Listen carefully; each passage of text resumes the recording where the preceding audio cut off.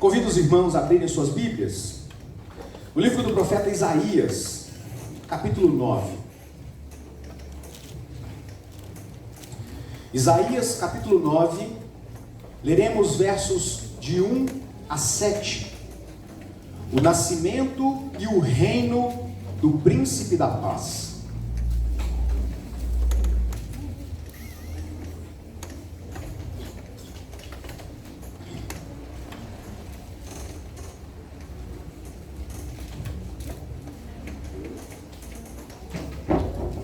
Isaías, capítulo 9, versos de 1 a 7.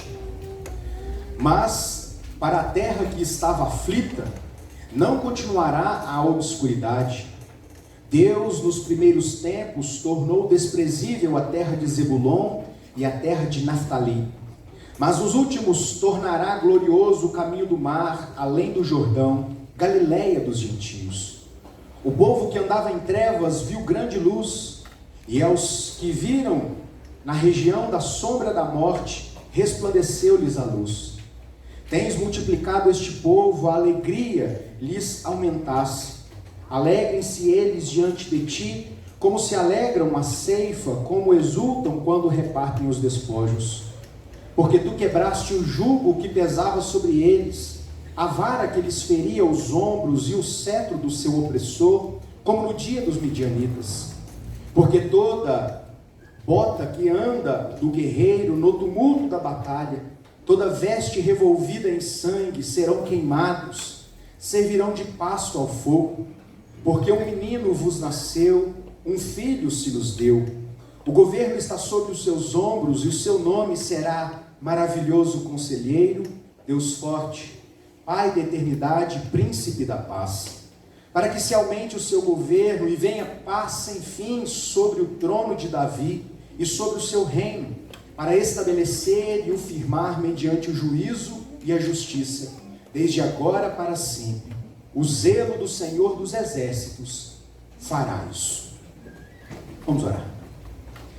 Querido Deus, nós te agradecemos pelo privilégio que temos de ler a sua palavra. Obrigado, ó Deus, porque o Senhor se revela a nós por meio dela. Pedimos, ó Deus, pela iluminação do teu Espírito, para que possamos, ó Deus, ao ler o texto, ter, ó Deus, na ação do teu Espírito, capacidade de explicá-lo e aplicá-lo às nossas vidas.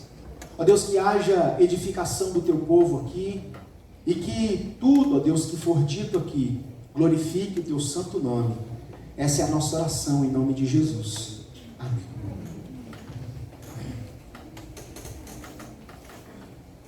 Seja sincero.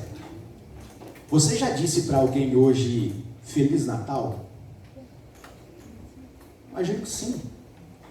Você sabe exatamente o que você está desejando quando você profere esta expressão tão conhecida nos nossos dias? São perguntas como essas que nós precisamos nos fazer de vez em quando, para que tenhamos ideia o que de fato nós estamos desejando às pessoas. Mais do que isso, para nos fazer compreendido, para que as pessoas possam entender que tipo de palavra nós estamos proferindo a elas. Ao final da nossa exposição de hoje, eu quero retornar a esta pergunta, e com a ajuda de Deus, eu gostaria de formar com os irmãos um consenso a respeito disso. Na cidade de Genebra, na Suíça, existe um monumento muito especial para o protestantismo de uma forma geral. O Muro dos Reformadores, onde está ali incrustado num grande muro a feição de homens que foram importantes no seu tempo, no século XVI, um pouco antes, um pouco depois, que influenciaram não apenas a teologia, mas a cultura, as artes do seu tempo, abençoando gerações, legado que nos alcança nos dias de hoje. No centro desse muro, encontram-se ali estátuas de Guilherme de Farel, importante reformador da cidade de Genebra. Está também João Calvino, com certeza o mais conhecido dos reformados, Teodório de Beza, que foi o sucessor de Calvino, reitor da Academia de Genebra, e por fim, John Knox, especialmente importante e conhecido de nós que somos presbiterianos, porque foi a partir de Knox, na Escócia, que o presbiterianismo, depois de ter nascido ali, ganhou os Estados Unidos e depois o Brasil. Nesse muro, além da feição dos reformadores, além de uma inscrição que aponta para Jesus Cristo como Filho de Deus, existe uma expressão latina que naquele tempo tinha um peso muito grande, e ainda o tem hoje. E a expressão em latim era a seguinte: post tenebras lux. Depois das trevas, a luz. Esta expressão, como eu disse, ela foi muito conhecida no momento da Reforma, virou ali, acabou se transformando num dos brados dos reformadores, porque, como bem sabemos, os relatos da história medieval não narra eventos muito bonitos da sociedade humana, e a teologia não está alheia a estas coisas. O tempo da idade medieval dentro da teologia é conhecido como o tempo da idade das trevas. Foi exatamente neste contexto medieval que a igreja foi cada vez mais distanciando-se da revelação de Deus, da Bíblia Sagrada, que a igreja acabou vivendo por conta própria, pelos seus próprios interesses, aliando-se ao Estado, defendendo os interesses do Estado e ganhando proporção que nunca deveria ter. E então, na Reforma, os reformadores entenderam que o redescobrimento do verdadeiro Evangelho era a luz que clareava densas trevas da teologia medieval.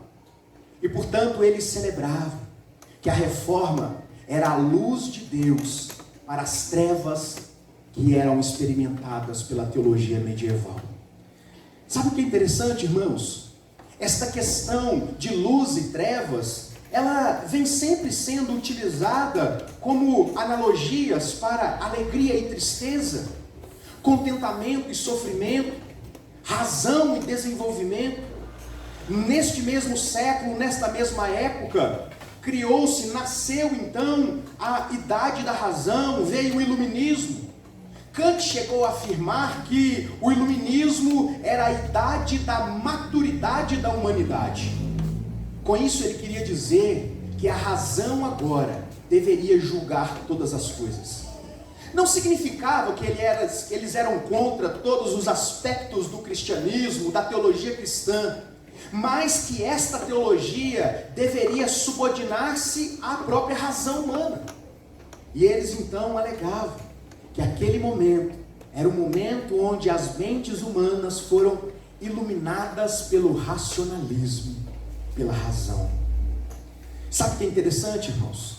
Quando nós olhamos para o capítulo 9 de Isaías, e a datação é um pouco imprecisa, mas um pouco mais de 600 anos antes de Jesus, Isaías profere palavras que dizem muito respeito não apenas ao tempo experimentado na Reforma, uma comparação, um paralelo entre trevas e luz, bem como aos nossos dias. É interessante quando nós olhamos para o texto, nos versos 1 e 2, Isaías está dizendo: mas para a terra que estava aflita, não continuará na obscuridade, na escuridão.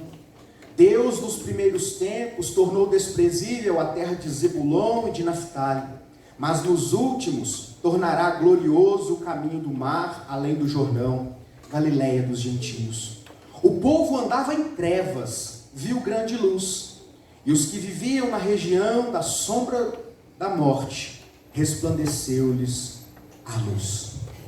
Perceba que nas palavras de Isaías existe também um contraste entre escuridão e luz. E Isaías então está proferindo uma profecia que se cumpriu ali nos tempos do povo de Israel, mas que também se cumpriu muito tempo depois, como eu disse, mais de 600 anos depois, com o nascimento de Jesus Cristo. É importante dizermos que nós precisamos ler as profecias veterotestamentárias, tendo como ciência que tais profecias são revestidas de duplo cumprimento. Um cumprimento mais superficial, temporal, e um outro cumprimento superior, pleno. Então a profecia de Isaías no capítulo 9 refere-se sim às questões culturais, sociais, interpessoais, vividas pelo povo de Deus ali naquele tempo, sob a dominação dos assírios, mas também aponta para a vinda daquele que traria luz às trevas da humanidade. É interessante observar que ao caminhar no texto, já no verso 3, Isaías traça um paralelo interessante: luz e alegria. Nesse sentido, para o profeta, luz está para a alegria, tal qual trevas está para a tristeza. E é interessante que esta analogia pode ser encontrada em outros textos da palavra de Deus, como por exemplo, nas palavras de Davi, no Salmo 30, verso 5, que ele diz assim: ao anoitecer pode vir o choro, mas a alegria vem pela manhã. Isaías está vivendo num contexto sociocultural, onde mais uma vez o povo de Israel havia se afastado de Deus. Já no capítulo 1, Isaías profere a sentença de Deus para com o seu povo, para que eles se arrependam dos seus pecados, para que eles se arrependam de uma religiosidade externa, desprovida de relacionamento íntimo com Deus. Agora, no capítulo 6, quando eles estavam prestes a sofrer, como de fato sofreram, invasão do povo assírio, Isaías então aponta para aquela que seria a esperança de redenção, a salvação da parte de Deus para o povo. Como eu disse, este aqui é o contexto onde quem era o rei Acás. Eu costumo dizer, irmãos, que Acás é a materialização de tudo que pode haver de mal no ser humano enquanto autoridade. Acás, ele foi responsável pela institucionalização do culto pagão no contexto do povo de Deus. Fechou os templos, perseguiu os profetas, foi um homem mau diante do Senhor, e o povo se afastou de Deus, e como juízo de Deus, Deus levanta os assírios, que vinha contra eles, que seria para eles mais um momento onde eles seriam subjugados, como de fato foram. Mas Isaías aponta para a redenção que vem de Deus. E é interessante perceber que quando nós falamos do Natal, do nascimento de Jesus, nós estamos falando do cumprimento superior, pleno, da profecia do capítulo 9 de Isaías. O Deus que rompe o firmamento e vem como luz sobre a humanidade, rompendo e dissipando as trevas do coração dos seres humanos, trazendo assim alegria verdadeira.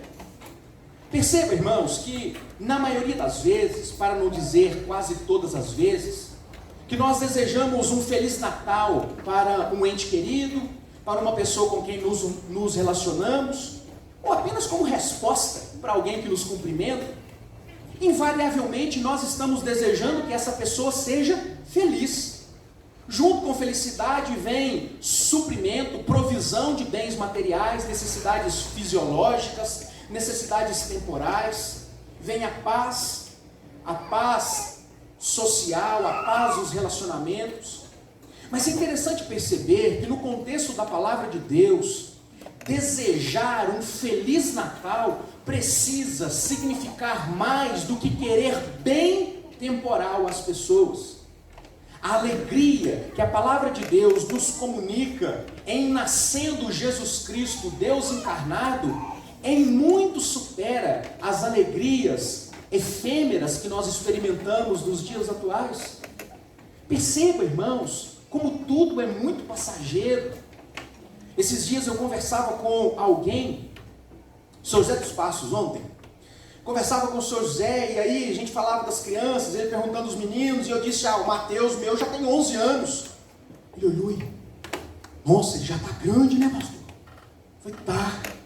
Eu assusto às vezes quando eu chego em casa e penso, que homem é esse deitado na minha cama? O tempo passa muito rápido, irmãos. O tempo onde eu conseguia carregá-lo para o quarto, colocá-lo para dormir, há muito ficou para trás. Nós já fomos jovens um dia, para quem está da minha idade para cima, já tivemos muita disposição, mas estas coisas vão passando com o tempo. Eu disse ainda para o senhor José dos Passos, eu disse para ele que eu já estou numa fase de vida, que eu saio de casa com hora para voltar, lugar para sentar e com coisa para comer, porque a minha disposição já não é a mesma mais. Antes nós fazíamos tantas coisas porque tínhamos muito vigor. Quem sabe, irmãos, dispomos de recursos financeiros, isso é uma bênção, irmãos. Nós temos condições de viver bem, dar conforto à nossa família, abençoar as pessoas, ser instrumento de Deus na igreja onde nós estamos. Isso é muito bom, mas também passa. Para aqueles que se acham muito bonitos, eu tenho uma triste notícia para você. Você vai ficar feio também. Pode ser que você engorde. Eu já fui magro um dia. As coisas passam. Tudo nesse mundo é passageiro. As nossas alegrias se esvão por entre os nossos dedos como água. Porque os dias são maus. A nossa vida passa. Mas a palavra de Deus está nos falando de uma alegria e de um contentamento que é transcendente, que deve gerar no nosso coração uma expectativa que vai além dos 80, 90, quem sabe, havendo muita disposição, 100 anos de vida aqui, de uma esperança que não se resume às coisas que nós podemos ter, comprar, mas na esperança de morar e estar com Deus que criou todas as coisas. Imagine, irmãos, o profeta Isaías falando para um povo que sofria ataques de todos os lados. Vocês têm motivos para ficarem felizes. Imagine o pastor na véspera do Natal, no meio de uma pandemia, afastamento social, crise financeira, crise nos relacionamentos, uma série de questões de saúde envolvendo as nossas famílias. Dizer para vocês, ei, vocês têm motivos para estarem felizes. Seria muito vazio da minha parte se o meu discurso terminasse aqui. Mas graças a Deus, Isaías continua. E nos versos seguintes, ele apresenta 3 razões pelas quais tanto Israel no Antigo Testamento, quanto a igreja de Jesus nos dias atuais, tem motivo e razão para ter a luz de Deus no coração e assim serem felizes. Existem 3 porquês. Eu não sei qual a tradução que você está usando. Se você, por exemplo, gosta da NVI, como eu gosto também, você verá que nos versos subsequentes estará pois e pois. Mas se você usa a versão que nós comumente usamos aqui na igreja, revista atualizada, e esta explicação de Isaías está ainda mais clara. Porque Isaías, nos versos subsequentes, ele vai dizer, vocês podem estar felizes, por quê? Em primeiro lugar, Deus provê livramento. Verso 4, quando ele diz, porque tu quebrastes o jugo que pesava sobre eles, a vara que lhes feria os ombros e o cetro do seu opressor, como no dia dos midianitas. Uma das razões pelas quais nós podemos ter alegria no nosso coração, nós temos motivos para celebrar, mesmo estando enfrentando uma pandemia como temos enfrentado, mesmo num contexto de incertezas políticas, econômicas, sociais e culturais, porque Deus provê para o seu povo livramento. Se por um lado, meus irmãos, o contexto de Israel no Antigo Testamento, aqui no capítulo 9 de Isaías, era a opressão dos assírios, que os escravizava, como de fato os escravizou. que subjugou aquele povo. Nos nossos dias, numa aplicação espiritual, a luz que, como eu disse, rompeu as trevas deste mundo caído, nos livrou de uma escravidão que não era física, mas espiritual. A escravidão do pecado, de um estado de inimizade contra Deus. Perceba como a trajetória do povo de Israel no Antigo Testamento é, em síntese, uma trajetória de libertação. Por várias vezes o povo caiu diante dos seus inimigos e foram subjugados, foram escravizados, maltratados. Eles eram roubados, oprimidos, eles viviam caindo diante dos seus inimigos. E por que isso, irmãos? Porque o pecado ganhava força no meio do povo. Eu costumo dizer, reverberando aqui palavras de Hernandes Dias Lopes, Deus não desperdiça sofrimento na vida do justo. Deus provê então povos para o exercício do seu juízo, para que o seu povo pudesse se arrepender e voltar aos seus caminhos. Quando nós olhamos para os nossos dias, não somos ameaçados fisicamente, não somos ameaçados por alguém que deseja nos dominar, pelo menos não às claras. Não estamos sofrendo coação, de novo, pelo menos não às claras. Portanto, a questão que recai sobre nós não é uma libertação simplesmente material e física, mais superior do que isso, é espiritual.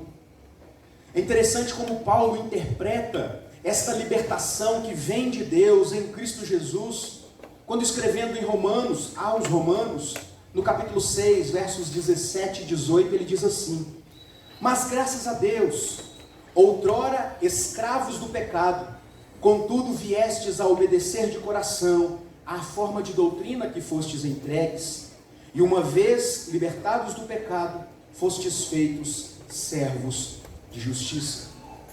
Existe uma razão pela qual, meus irmãos, todos os dias deve ser Natal para nós. Existe uma razão pela qual, queridos, todos os dias deve ser um dia apto à nossa celebração.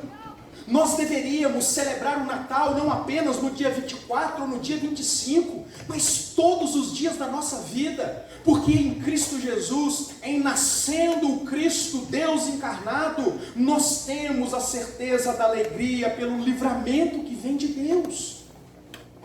Se por um lado não somos escravos de um reino humano, antes de Cristo estávamos escravos, fomos escravizados de um reino espiritual.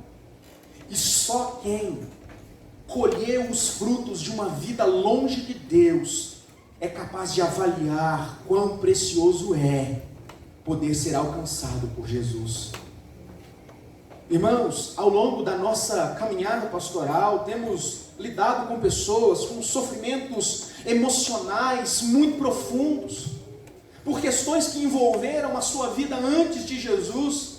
E embora estas pessoas confessem a fé em Cristo, elas entendam que o perdão de Deus as alcançou, existem marcas que ficam na sua trajetória, cicatrizes que as fazem lembrar de como eram, como pensavam, onde estava a sua esperança antes de Jesus.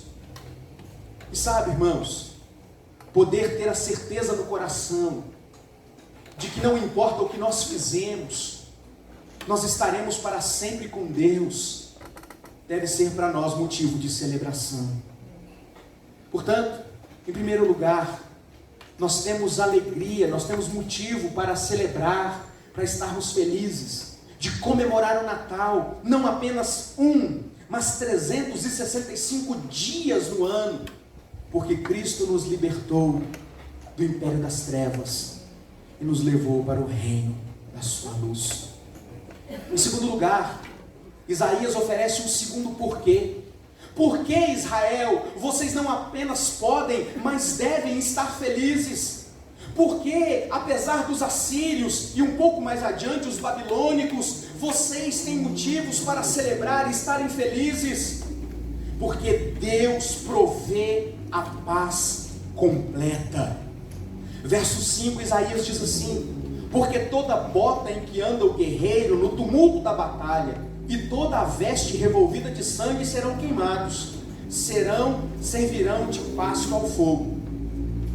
Eu sei, irmãos, que numa primeira leitura, esse texto parece não nos dizer muito, que afinal de contas, pouquíssimos de nós são militares de fato.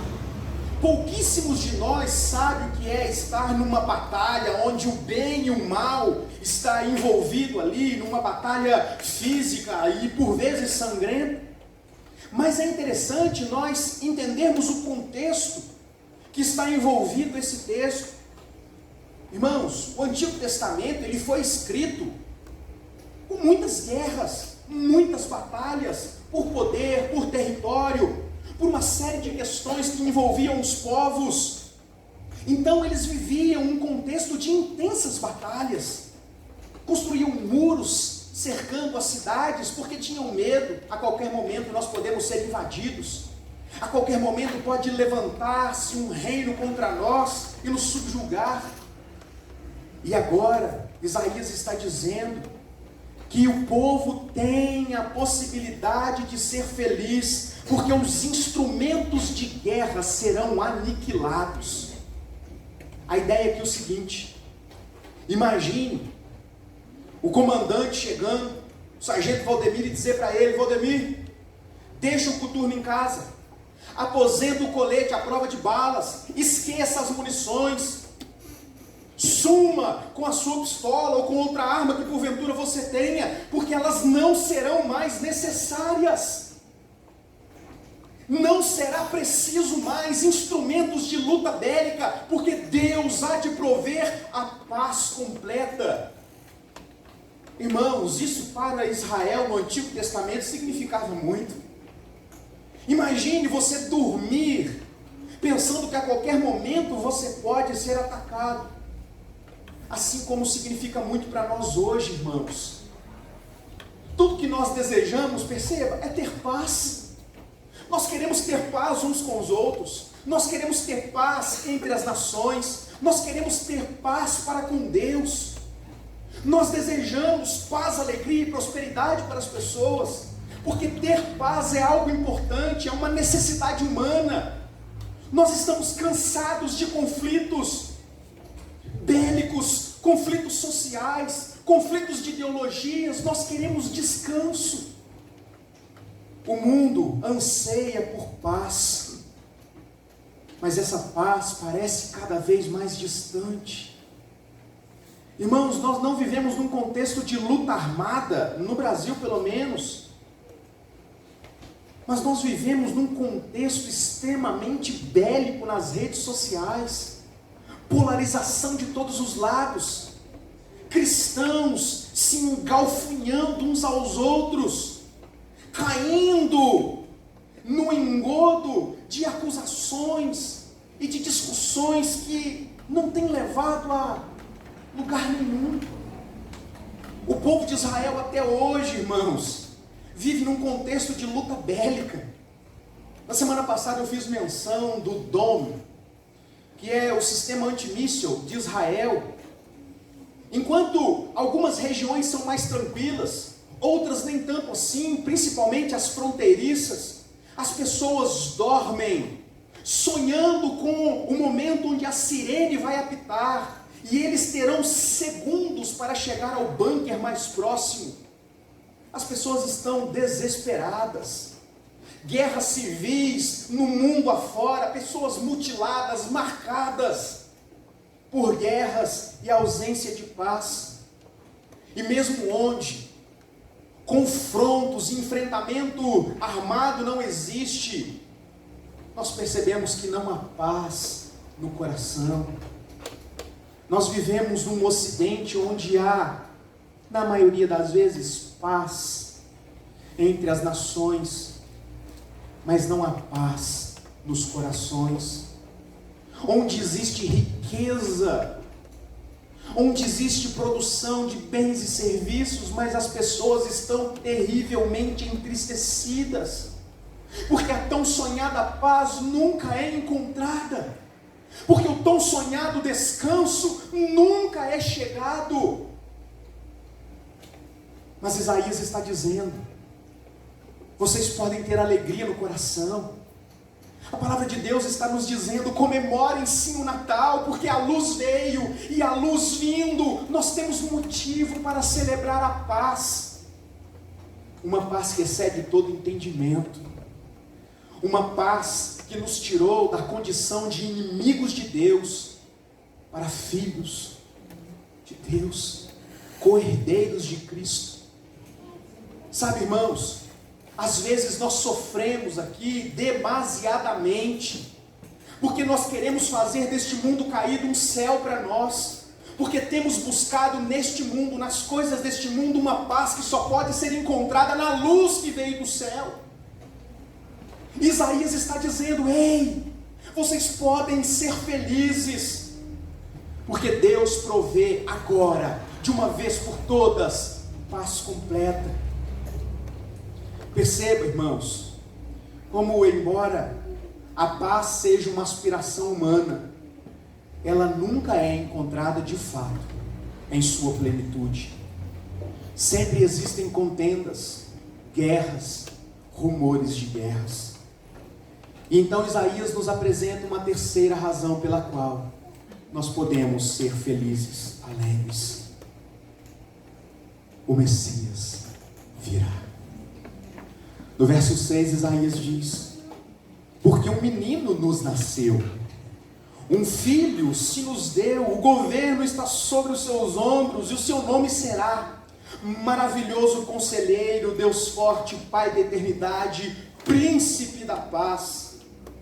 A vinda do Messias trazia alegria, conforto e esperança, porque de Deus, seria enviado aquele que traria provisão, paz e tranquilidade para Israel.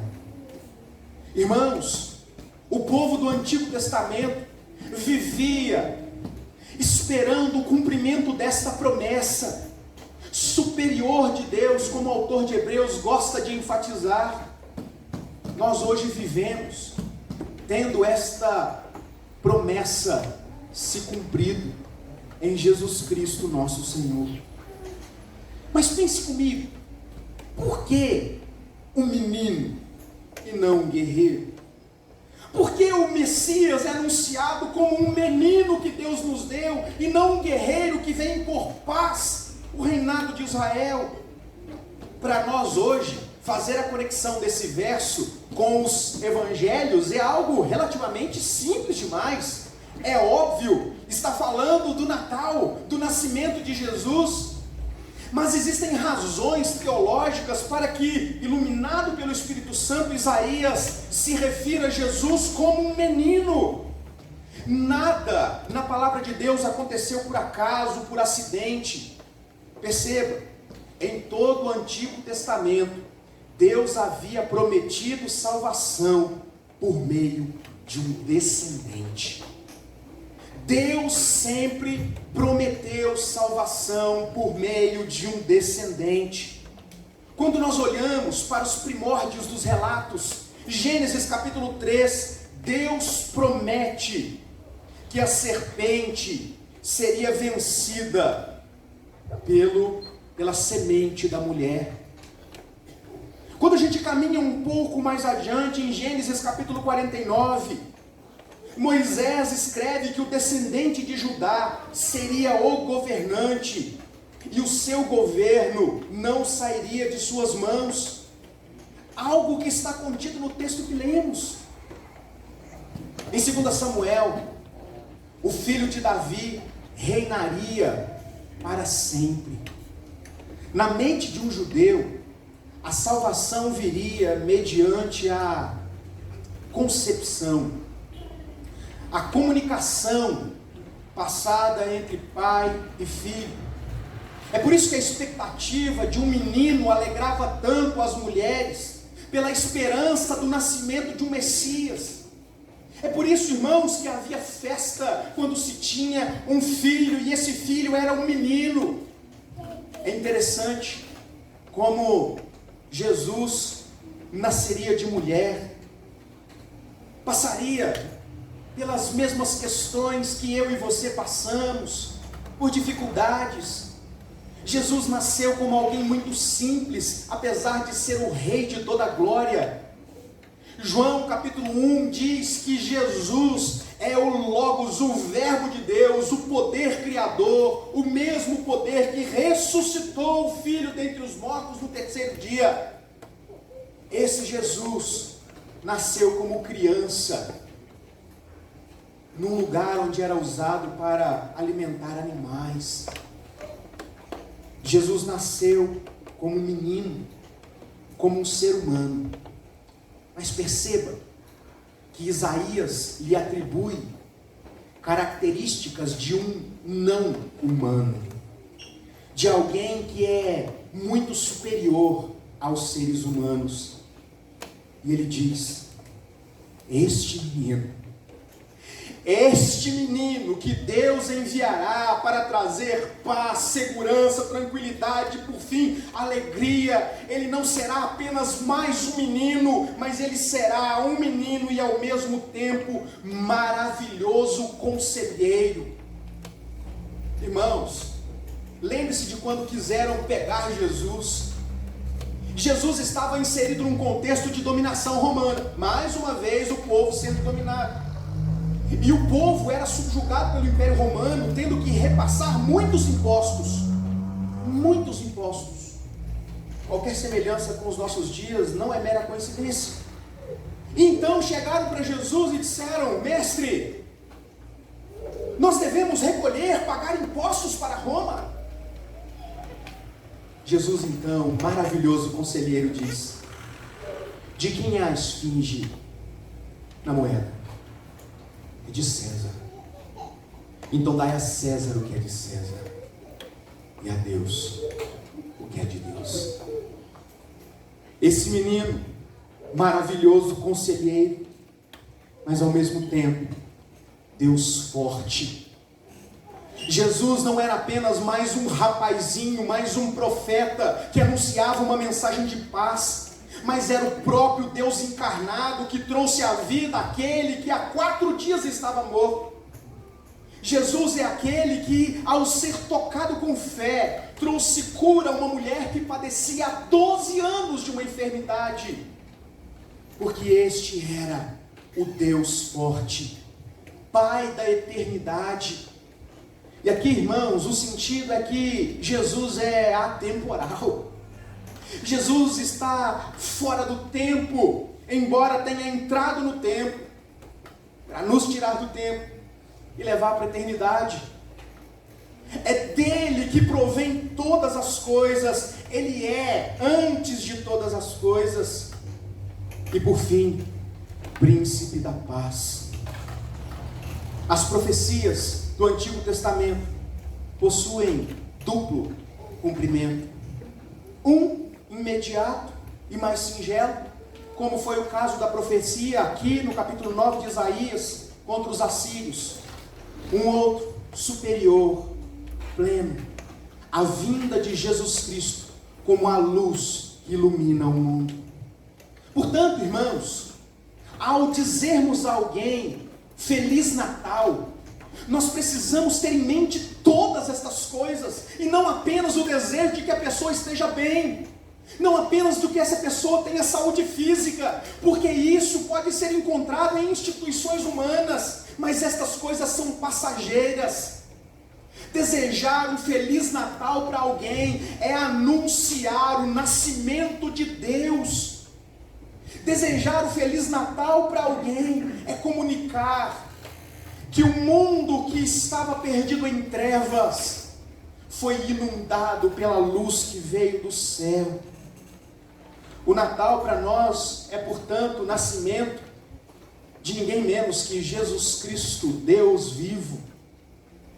O nascimento de Jesus não é como o nosso nascimento, que significa algo um ano, uma vez no ano, mas algo que deve ser celebrado todos os dias. E existe, irmãos, uma série de questões que nós precisamos responder. Os cristãos não devem comemorar o Natal. E aí, muitos são os argumentos. Eu digo, em parte isso tem razão. Porque nós incorremos no problema de comemorar o Natal hoje, no dia 24, no dia 25, quando na verdade esta é uma data que deveria ser comemorada todos os dias da nossa vida. Nós deveríamos acordar todos os dias desejando às pessoas da nossa família, com quem nós nos relacionamos, um feliz nascimento de Jesus. Nós fazemos isso com as nossas atitudes, nós fazemos isso mostrando Jesus às pessoas na nossa vida e na palavra de Deus. A luz que dissipa as trevas ilumina o coração do ser humano. A esperança pela qual nós vivemos não foi forjada nesse mundo, mas desceu do céu e para lá voltou. Todas as vezes que nós olhamos para uma árvore de Natal, qual a imagem de uma árvore de Natal? Qual o significado deste símbolo natalino? E para aqueles que ficam escandalizados, isso é algo muito cristão, muito mais cristão do que você imagina.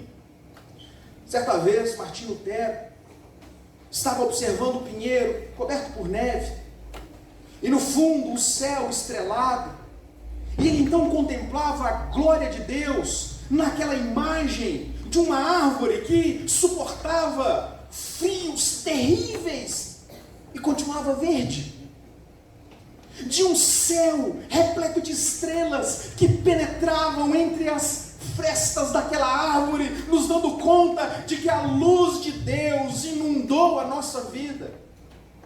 Lutero então vai para casa, e ele então deseja reproduzir aquilo que ele teria visto como algo esplendoroso. Uma árvore que suporta condições extremamente adversas, coberta por uma luz que nos aponta para Jesus. João capítulo 1, versos 10 a 12 dizem assim: o Verbo estava no mundo, o mundo foi feito por intermédio dele, mas o mundo não o conheceu. Veio para o que era seu, e os seus não o receberam. Mas a todos quantos o receberam, deu-lhes o poder de serem feitos filhos de Deus, a saber, os que creem no seu nome. Irmãos, nós não apenas podemos, mas devemos comemorar o Natal.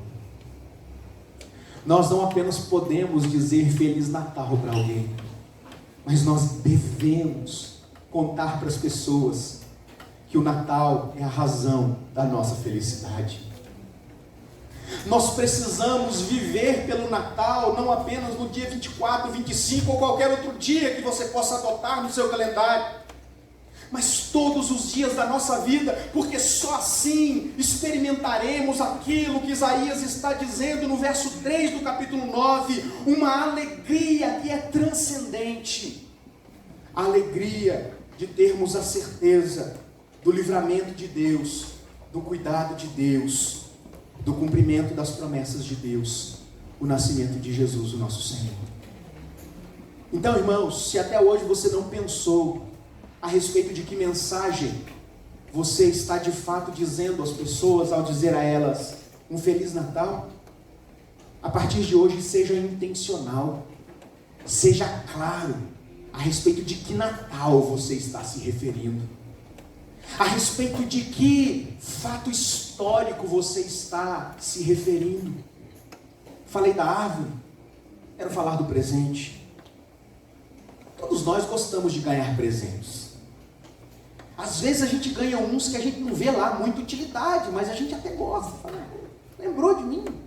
Sabe aqueles presentes que você ganha e põe numa gaveta? Porque... Mas enfim, a pessoa lembrou de você. Todos nós gostamos de ganhar presentes.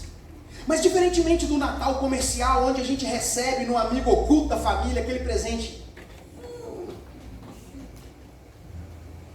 Nós nem sempre recebemos o que nós queremos, irmãos. Nem sempre. Mas quando nós falamos do verdadeiro Natal, nós podemos estar felizes.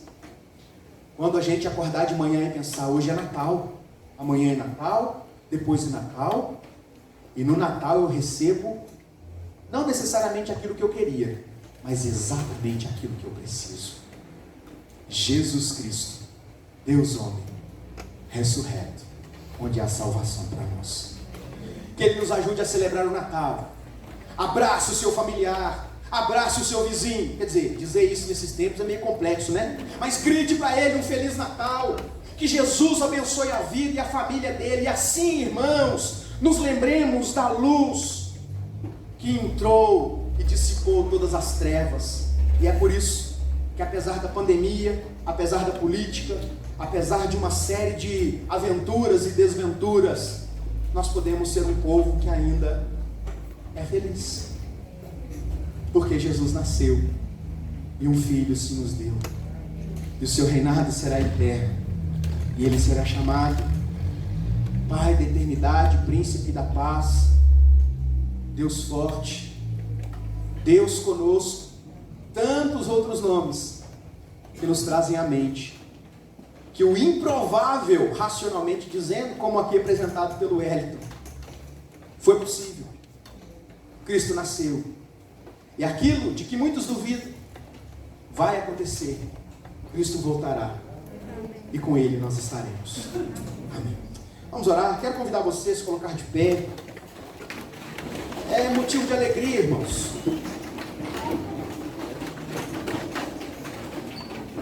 Se alegre em Deus. Você tem motivos para estar feliz. Pastor, eu estou doente. Você tem motivos para estar feliz. Pastor, eu estou desempregado. Eu estou passando por problemas, por dificuldades. Lembre-se do capítulo 9 de Isaías, bem como da mensagem dos evangelhos. Deus proveu para nós uma alegria que é superior, que não se limita às coisas deste mundo, aquilo que nós podemos ter ou conquistar, mas aquilo que de graça recebemos do céu. Deus querido, nós te agradecemos, Pai, por Jesus Cristo nosso Senhor.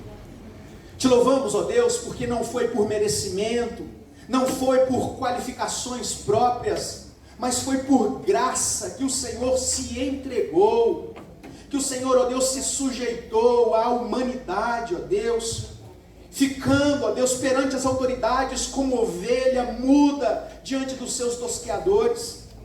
Alguém que esvaziou-se da sua própria glória e nasceu como um homem que viveu, ó Deus, cumprindo tudo aquilo que estava, ó Deus, prometido para nós. Enquanto redenção, nós te agradecemos por Jesus Cristo nosso Senhor. Pai, mas nós também pedimos ao Senhor que o Senhor nos dê a consciência, Deus, de que viver um Feliz Natal é algo que deve ser experimentado todos os dias da nossa vida. Por isso, Pai, que a alegria do Senhor possa inundar os nossos corações, na certeza do cumprimento das suas promessas em Jesus Cristo nosso Senhor, e que a esperança, Deus, do retorno do Rei possa nos fazer felizes, apesar das dificuldades que enfrentamos aqui. Ó Deus, que possamos trazer à memória aquilo que de fato pode nos trazer esperança, e Jesus Cristo é a nossa viva esperança. Obrigado, Pai, que o Senhor nos leve para as nossas casas, para as nossas famílias, com esta certeza no coração, com o compromisso, ó Deus, de vivermos para a glória do Senhor, para anunciarmos a luz que veio do céu e iluminou o coração dos seres humanos. Que o Senhor, ó Deus, nos ajude nesta nobre tarefa, neste grande privilégio, que é desejar a todas as pessoas, onde o Senhor nos enviar, todos os dias, um Feliz Natal. Que a graça do nosso Senhor e Salvador Jesus Cristo, que o amor de Deus, o nosso eterno e misericordioso Pai, que a comunhão e as doces, ternas e eternas consolações do Espírito Santo deste Deus triuno, seja com vocês, irmãos, e com todo o povo de Deus espalhados pela face da terra, hoje e para todo sempre. Amém.